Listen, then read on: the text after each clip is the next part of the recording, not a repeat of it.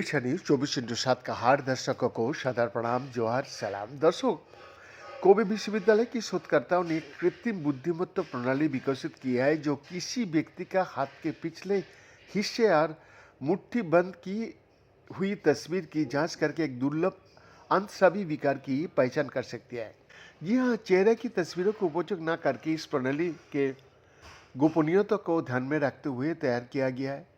Team का मानना है कि ये उपकरण डॉक्टरों को रोगी की विशेषज्ञों के पास अधिक कुशलता से भेजने में मदद कर सकता है और स्वास्थ्य सेवा तक पहुंच में मौजूद अंतर को कम करने में सहायक हो सकता है।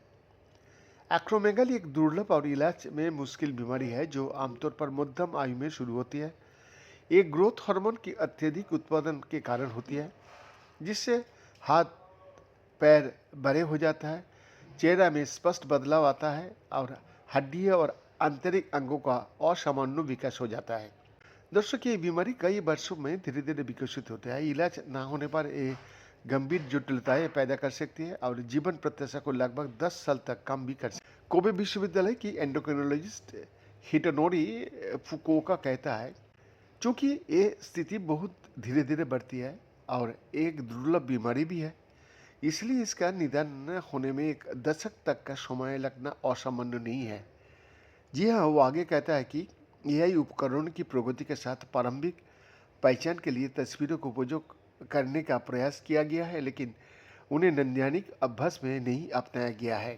पूर्व एआई अनुसंधान की समीक्षा करते हुए टीम ने पाया कि कई प्रणालियाँ चेहरे की तस्वीरों पर निर्भर करती है, जिससे गोपनीयता संबंधी चिंताएं उत्पन्न हो सकती है।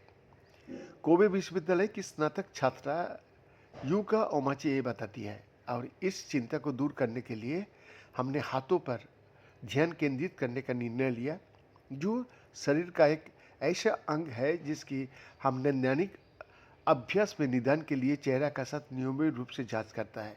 विशेष रूप से इसीलिए क्योंकि एक्रोमेगेली के लक्षण अक्सर हाथों में ही दिखाई देता है। मरीजों की पहचान को और अधिक सुरक्षित रखने के लिए शोधकर्ता ने अपने डेटा सेट को हथेली के पिछले हिस्से और मुट्ठी बंद की छवियों तक सीमित रखा और जानबूझकर हथेली की उन छवियों को शामिल नहीं किया जिनमें विशिष्ट रेखा पैटर्न होता है। गोपनीयता का ध्यान में रखते हुए अपनाई गई इस रणनीति व्यापक भागीदारी को प्रोत्साहित किया। जापान भर के 15 चिकित्सा केंद्रों की कुल 725 मरीजों ने 11,000 से अधिक छवियां प्रदान की, जिनका उपयोग एआई सिस्टम को प्रशिक्षित और परीक्षण करने के लिए किया गया। 27 फरवरी journal of clinical endocrinology and metabolism ने प्रकाशित निष्कर्ष से पता चलता है कि इस मॉडल ने एक्रोमेगाली का पता लगाने में बहुत उच्च संवेदनशीलता और विशिष्टता हासिल किया है। समान तस्वीरों का उपयोग करके की गई तुलना में एआई प्रणाली ने अनुभवी एंडोक्रिनोलॉजिस्टों से बेहतर प्रदर्शन किया। सच कहूँ तो मुझे आश्चर्य हुआ कि केवल हाथ के पिछले हिस्से और मुट्ठी की तस्वीरों का उपयोग करके निदान की सटीकता इतनी उच्च स्तर पर पहुंच गया है।